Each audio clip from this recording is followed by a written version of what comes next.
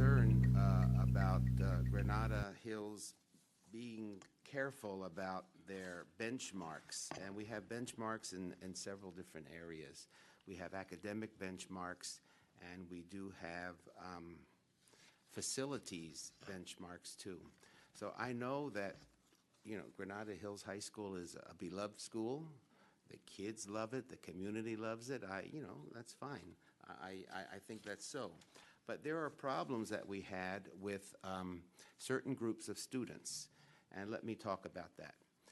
Most students do very, very well at Granada. Most students do.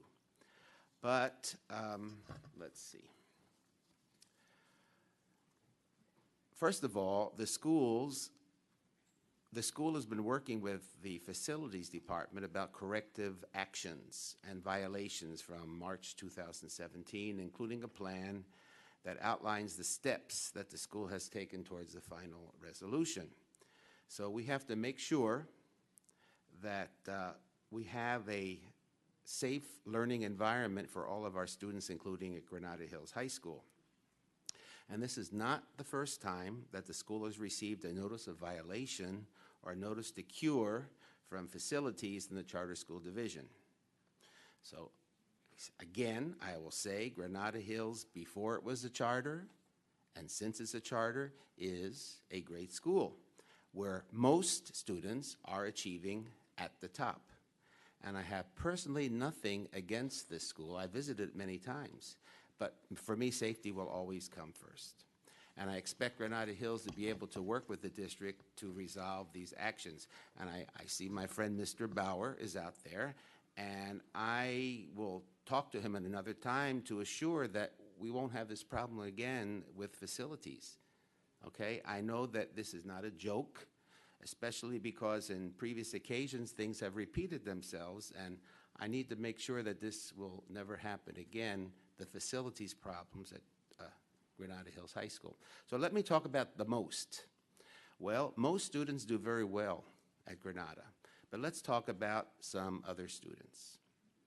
And this is not a criticism, but this is a way to move money around to make sure that these students are helped too, because they are your students too.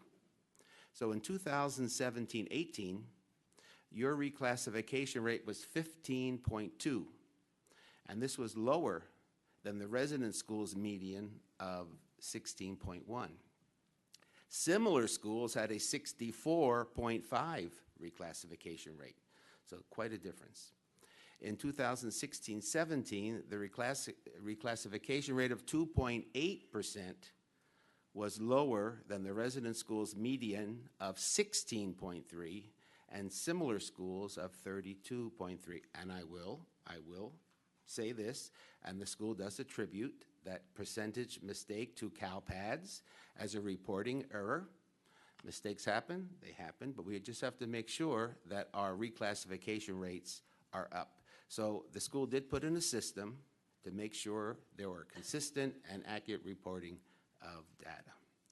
So in regards to the classification rate and academic support, I expect that Granada High School puts systems in place to provide better support for English learners and students with disabilities after these subgroups have not demonstrated growth in math. In math, English learners performed at 10%, and students with disabilities performed at 5.2%. So, great school. I love visiting Granada Hills High School.